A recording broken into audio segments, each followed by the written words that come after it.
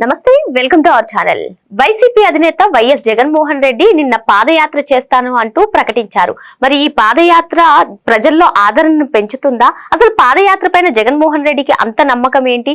2024లో ఓటమి చెందిన జగన్మోహన్ రెడ్డి ఈ పాదయాత్ర ద్వారా 2029లో అధికారం చేపడతారా?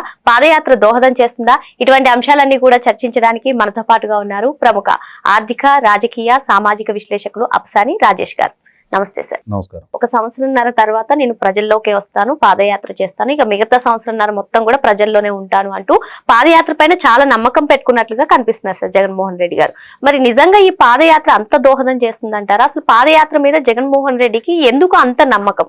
జగన్మోహన్ రెడ్డి గారు ఒక రాజకీయ పార్టీ అధినేతగా, అలాగే గతంలో ఈ రాష్ట్రాన్ని పరిపాలించిన ముఖ్యమంత్రిగా, ఒకనాటి ప్రధాన ప్రతిపక్ష నాయకుడిగా, ఇప్పుడు కూడా చట్టసభకు ఎన్నికైన శాసనసభ్యుడిగా నేటి ప్రభుత్వానికి వ్యతిరేకంగా తన రాజకీయ కార్యకలాపాలు నిర్వహించుకునే హక్కు, స్వేచ్ఛ ఆయనకున్నాయి. అదే క్రమంలో గత ఓటమి నుంచి గుణపాఠాలు నేర్చుకొని మళ్ళీ తిరిగి ప్రజల మెప్పు పొందడం కోసం ఆయన తన రాజకీయ విధి విధానాలని ప్రకటింపజేసుకొని ప్రజలకు చేరువ చేసే కార్యక్రమాన్ని కూడా మనం తప్పట్టాల్సిన నష్టం లేదు. కానీ జగన్మోహన్ రెడ్డి గారు మాత్రం 2019 ఎన్నికలకు ముందు తాను పాదయాత్ర చేయటం ద్వారా, తాను ప్రజలకు చేరువవటం ద్వారా 2014 నాటి ఓటమి నుంచి 2019ని ఒక విజయం దిశగా తాను మలుచుకోగలిగాడు. కాబట్టి ఇప్పుడు రేపు 2029లో మళ్ళీ తిరిగి ప్రజల మద్దతు పొందడానికి పాదయాత్ర మాత్రమే సర్వరోగ నివారణి జిందా తిలిస్మాత్ అన్నట్టుగా ఆయన ఫీల్ అవుతూ ఉన్నాడు. మన గతంలో ఒక యాడ్ ఉండేది, జిందా తిలిస్మాత్ అని చెప్పని, ఒక యునానీ మెడిసిన్ని సర్వరోగ నివారిణి, నీకు జలుబు, దగ్గు, తుమ్ము ఏదున్నా సరే ఈ జిందా తిలిస్మాత్ ఉంటే నీ ఇంట్లో నీకు అన్ని వ్యాధులు నయమవుతాయి అని చెప్పని ఒక ప్రకటన వచ్చేది. అదే విధానాన్ని అనుసరిస్తూ జగన్మోహన్ రెడ్డి కూడా ఇవాళ తన పాదయాత్రే మళ్ళీ తిరిగి తన అధికారంలోకి చేర్చగలుగుతుంది. ఎందుకంటే 2019కి ముందు తాను చేసిన పాదయాత్రే తనకు అధికారం కట్టబెట్టింది. కాబట్టి ఇక్కడ 2019 ఎన్నికల్లో తాను చేసిన పాదయాత్ర ఒక్కటే తనకు అధికారం కట్టబెట్ల. వాస్తవంగా ఆ రోజు తనకు ఒక వ్యూహకర్తను ఎంపిక చేసుకున్నాడు. ఆ వ్యూహకర్త అమలు చేసిన వ్యూహాలు, తన సోషల్ మీడియా ద్వారా చేసిన ప్రచారాలు, తన వ్యక్తిత్వానికి ఇచ్చిన ఎలివేషన్లు, తన ప్రత్యర్థుల వ్యక్తిత్వానికి పాల్పడ్డ తీరు, ఆ రోజు 14-19 మధ్యకాలంలో చంద్రబాబు నాయుడు గారి ప్రభుత్వం, ఆ ప్రభుత్వ పనితీరు, వాళ్ళు ఎంపిక చేసుకున్న క్యాబినెట్, వాళ్ళు తీసుకుంటున్న నిర్ణయాలు, వాళ్ళు అందిస్తున్న సంక్షేమం, వాళ్ళు చేస్తున్న అభివృద్ధి, వాళ్ళు నిర్వహించిన 2 సార్లు డిఎస్సి, వాళ్ళ ద్వారా చేసుకున్న లక్షల కోట్ల పారిశ్రామిక ఒప్పందాలు, గ్రౌండింగ్ అయిన లక్షల కోట్ల పరిశ్రమలు, తద్వారా కల్పించబడ్డ లక్షల మందికి ఉపాధి, ఇవేవి ఎప్పుడు ఎక్కడ చర్చనీయాంశం కాల. ఒక విభజిత రాష్ట్రానికి ఒక రాజధాని అని ఒక ఏర్పాటు, దానికి ఒక రూపం తీసుకురావటం, పోలవరం లాంటి ప్రాజెక్టు జాతీయ ప్రాజెక్టుగా చాలా వేగంగా ఆ పనులు గ్రౌండింగ్ చేయించడం, ఇవేవి ఎప్పుడు ఎక్కడ చర్చనీయాంశం కాకుండా జగన్మోహన్ రెడ్డి గారు 2019 ఎన్నికలకు ముందు చంద్రబాబు నాయుడు గారు ఆయన ప్రభుత్వం తీసుకున్న ప్రతి నిర్ణయాన్ని అవినీతితో ముడిపడి ఉన్న నిర్ణయంగా ప్రచారం చేయగలిగాడు. ఆయనకు మద్దతుగా ఆ ఎన్నికలకి ముందు చాలామంది న్యూట్రల్ ముసుగులో ఉండి జగన్మోహన్ రెడ్డి గారి గెలుపు కోసం పనిచేసిన కొందరు కులపరమైన పోలరైజేషన్కి ప్రయత్నం చేశారు. కొందరు చంద్రబాబు నాయుడు గారి ప్రభుత్వం అవినీతిలో మునిగి తేలుతుందని చెప్పని ప్రచారం చేశారు. ఇంకొందరు చంద్రబాబు నాయుడు గారిని కుల పక్షపాతిగా చిత్రీకరించడంలో సక్సెస్ అయ్యారు. ఇవన్నీ కలగలిసి ఆయనకి 2019లో అధికారం దక్కించినాయి. వీటికి తోడు ఆయన చాలా వాగ్దానాలు చేశారు. చంద్రబాబు నాయుడు గారి కన్నా తాను మెరుగైన పాలకుడిగా ప్రజల భవిష్యత్తుని తీర్చిదిద్దగలుగుతాను అనే ఒక నమ్మకాన్ని కలిగించగలిగారు. ప్రభుత్వోద్యోగుల్లో, నిరుద్యోగ యువతలో, రైతాంగంలో, అలాగే వివిధ ప్రాంతాల ప్రజల మధ్య కూడా ఆ నమ్మకాన్ని చాలా బలంగా తనకు అనుకూలంగా మలుచుకోగలిగాడు ఆయన. ఇవన్నీ కలిసి ఆయనకు అధికారం దక్కించినాయి.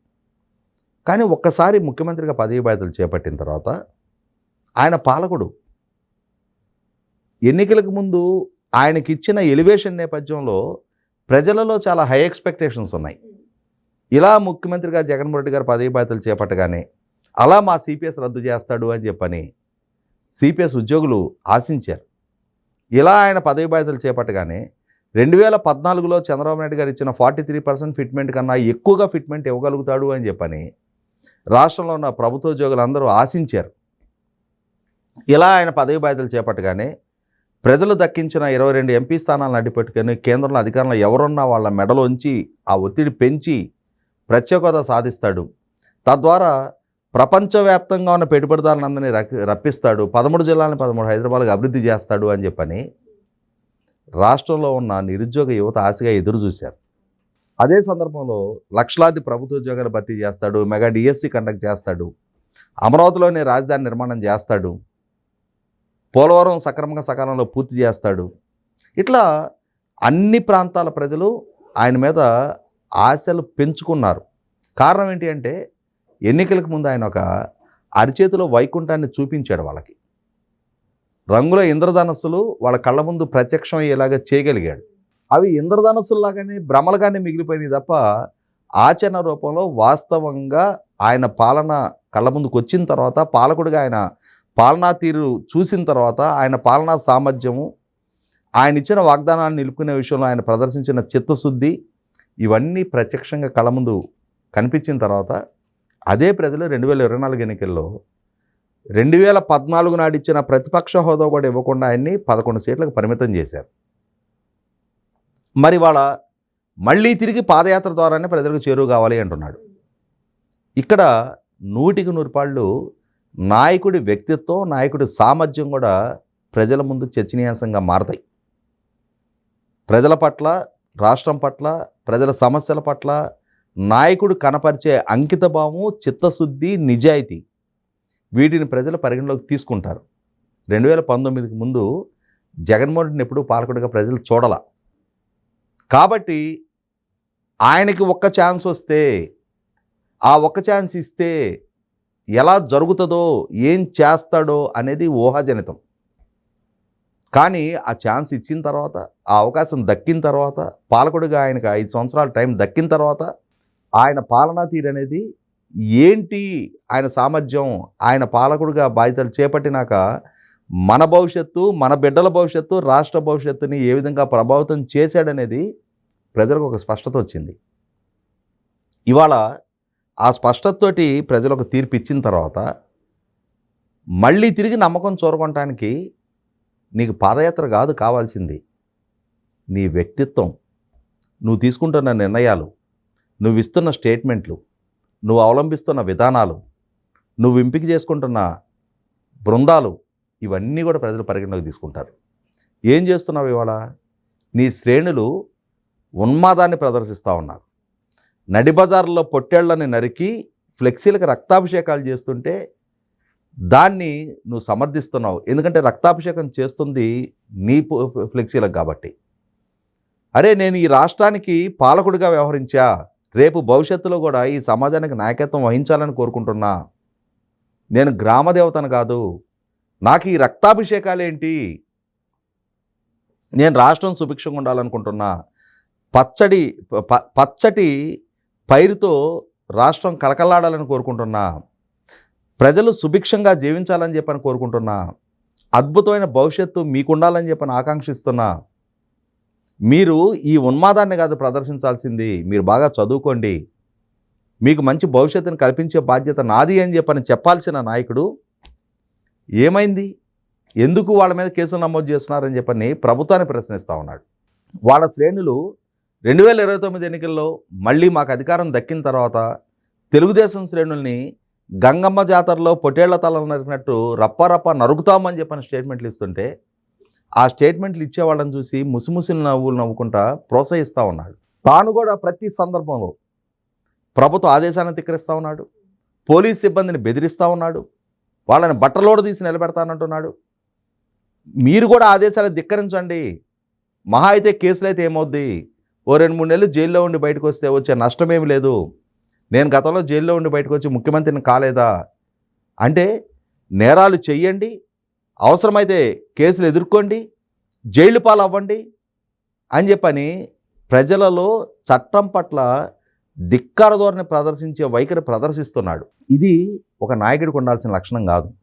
కాబట్టి వాళ్ళ జగన్మోహన్ రెడ్డి వ్యక్తిత్వం ప్రజల ముందు చర్చనీయాంశంగా మారుతుంది.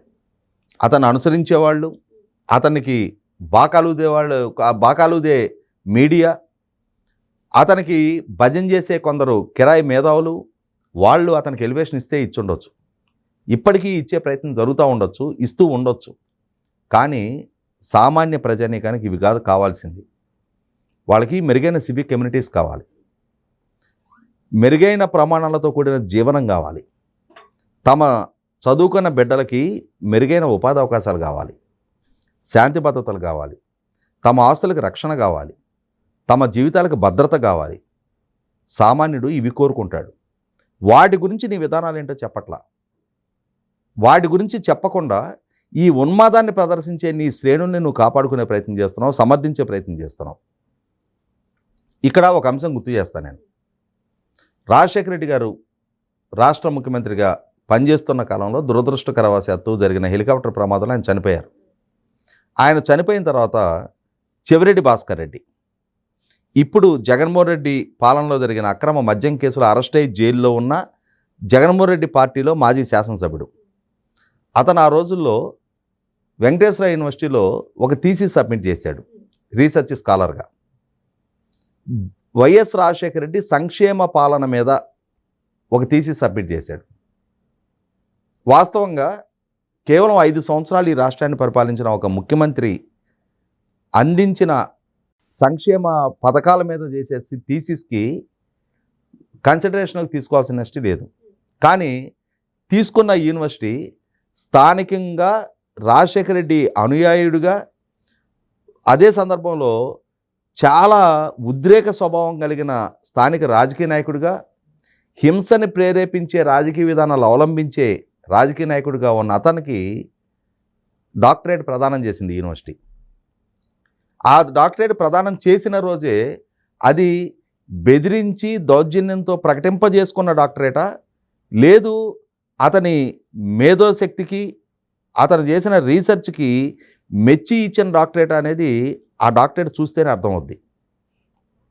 అటువంటి నేపథ్యంలో ఇవాళ నాకు కళ్ళ ముందు కనిపిస్తున్న ఒక స్పష్టత ఏంటి అంటే, అటువంటి థీసిస్ సబ్మిట్ చేసిన చెవిరెడ్డి భాస్కర్ రెడ్డికి డాక్టరేట్ ఇచ్చిన ఈ సమాజం, ఈ విశ్వవిద్యాలయాలు అసలు సిసలు రీసెర్చ్ స్టఫ్ ఏది అనేది ఇవాళ యువతకి కూడా ప్రబోధించాల్సిన నెసిటీ ఉంది.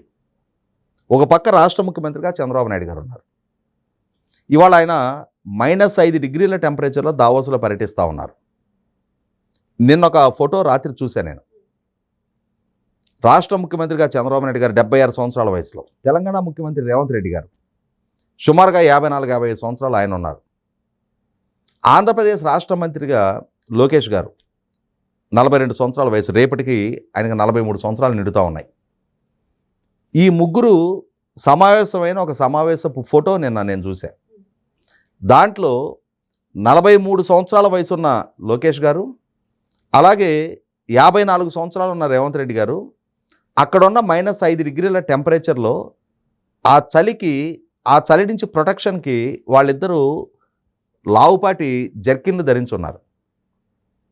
కానీ అదే టెంపరేచర్లో ఉన్న 76 సంవత్సరాల చంద్రబాబు నాయుడు గారు, ఆయన మాత్రం మేబీ ఆయన షర్టు లోపల ఏదైనా థర్మల్స్ వేసుకుని ఉన్నారేమో.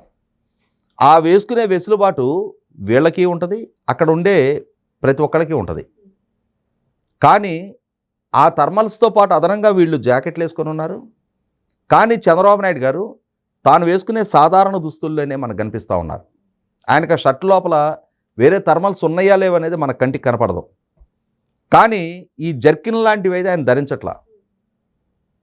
ఆయన 2024 ఎన్నికలకు ముందు దర్శిలో మిట్ట మధ్యాహ్నం 1 గంటకు జరిగిన ఎన్నికల ప్రచార సభలో 46 డిగ్రీల టెంపరేచర్లో ఆ బట్టలతోటే ఆ మండుటెండల్లోనే గంట సేపు అనర్గళంగా ప్రసంగించడం చూసాం మనం.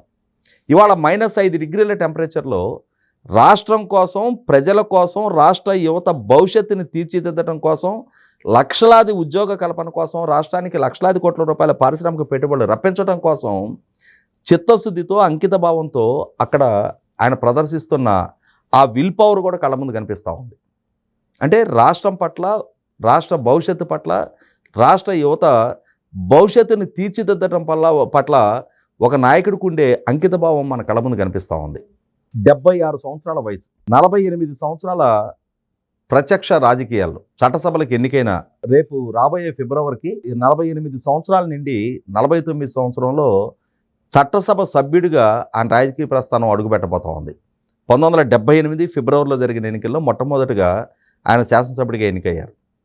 ఇంత సుదీర్ఘ రాజకీయ జీవితంలో, ఇంత సుదీర్ఘకాలం వివిధ హోదాల్లో పనిచేస్తున్న నాయకుడిగా ఆయన ఆనాటి నుంచి ఈనాటికి ఆయన ఆరోగ్యాన్ని కాపాడుకుంటున్న తీరు, ఆయనకి సమస్యల పట్ల ఉండే అవగాహన, ఆ సమస్యల్ని పరిష్కరించడంలో ప్రదర్శించే నైపుణ్యం, ఎక్స్పీరియన్స్ అండ్ ఎక్స్పర్టైజ్, పాలనాపరమైన అనుభవము, పాలనాపరమైన నైపుణ్యం, వీటికి తోడు ఇవాళ దేశంలో ఉన్న మిగిలిన రాష్ట్రాలతో పోటీపడి, ఇప్పుడున్న జనరేషన్తో కూడా పోటీపడి లక్షలాది కోట్ల రూపాయల పారిశ్రామిక పెట్టుబడులు రప్పిస్తున్న తీరు, ఒక విభజన జరిగిన రాష్ట్రం, రాజధాని లేని స్థితిలో విభజన జరిగిన రాష్ట్రం, విద్యా వైద్యం ఉపాధికి పక్క రాష్ట్రాల మీద ఆధారపడుతున్న రాష్ట్రాన్ని, రాష్ట్ర బ్రాండింగ్ని ఆయన సక్సెస్ఫుల్గా ప్రమోట్ చేయగలుగుతున్న తీరు, ఇవాళ దేశంలో ఉన్న అభివృద్ధి చెందున్న రాష్ట్రాలతో కూడా పోటీపడి లక్షలాది కోట్ల పారిశ్రామిక పెట్టుబడులు రప్పిస్తున్న తీరు, గ్రౌండింగ్ అవుతున్న తీరు,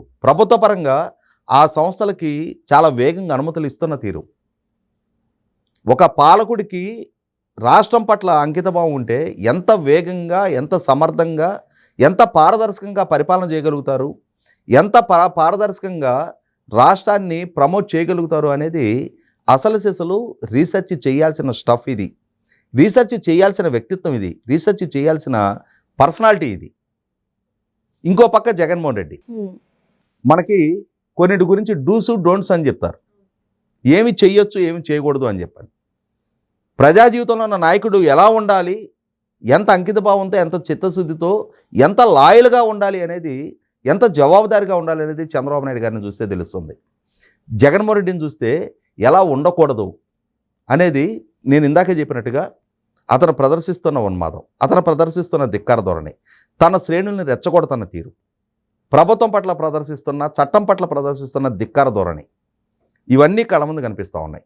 తాను ఈ రాష్ట్ర ముఖ్యమంత్రిగా ఉండగా తన సొంత చిన్నాన్న హత్య కేసు, ఆ కేసు విచారణని అతను నీరుగారుస్తున్న తీరు, ఆఖరికి సుప్రీంకోర్టు ఇంటర్వెన్షన్ తోటి అతను పాలకుడిగా ఉండగా ఈ రాష్ట్రంలో విచారణ జరగదు అని వేరే రాష్ట్రానికి బదలాయించిన తీరు చూస్తేనే మామూలుగా ఇంకొక పాలకుడు ఎవరైనా సరే సిగ్గుతో రాజీనామా చేసి వెళ్ళాలి. ఇవాళ 170 స్థానాలున్న సభలో తనకి 11 స్థానాలు దక్కితే 5 కోట్ల మంది సమస్యలను ప్రస్తావించడానికి తమకు దక్కిన 11 మంది శాసనసభ్యులతోటి నిండు సభలో సమస్యలను ప్రస్తావించే అవకాశం, ఆ అవకాశాన్ని కూడా కాలదన్నుకొని కనీసం శాసనసభకు కూడా హాజరు కాలేకపోతున్న ఆయన బేలతనం చూస్తే 164 మంది సంఖ్యాబలంతో కనిపిస్తున్న అధికార పక్షాన్ని ఢీకొట్టలేని, ప్రశ్నించలేని, సమస్యలను ప్రస్తావించలేని తన అసమర్థత వాళ్ళ కళ్ళ ముందు కనిపిస్తూ ఉంటే ఇది కూడా ఒక రీసెర్చ్ స్టఫే. ఇవాళ రాజకీయాల్లో ఎలా ఉండాలి అనేది చంద్రబాబు నాయుడు గారిని చూసి, ఎలా ఉండకూడదు అనేది జగన్మోహన్ రెడ్డిని చూసి థీసిస్లు సబ్మిట్ చేయడానికి కావాల్సినంతటి మెటీరియల్ ఆఫ్ ఎవిడెన్స్ కళ్ళ ముందు కనిపిస్తూ ఉంటే వీటిని సంస్కరించుకోకుండా, వీటి నుంచి సరైన ప్రత్యామ్నాయాలు ఎంచుకోకుండా, తనను తాను పరివర్తన చెందించే ప్రయత్నం చేయకుండా, ప్రజలకు జవాబుదారి నేను అని భావించకుండా కేవలం పాదయాత్ర ద్వారానే మళ్ళీ నేను అధికారం దక్కించుకోగలను అని చెప్పనే భ్రమల్లో ఉన్న జగన్మోహన్ రెడ్డి చూస్తూ ఇప్పటికీ మొన్న డిసెంబర్లో 54 సంవత్సరాలు అడుగుపెట్టాడు.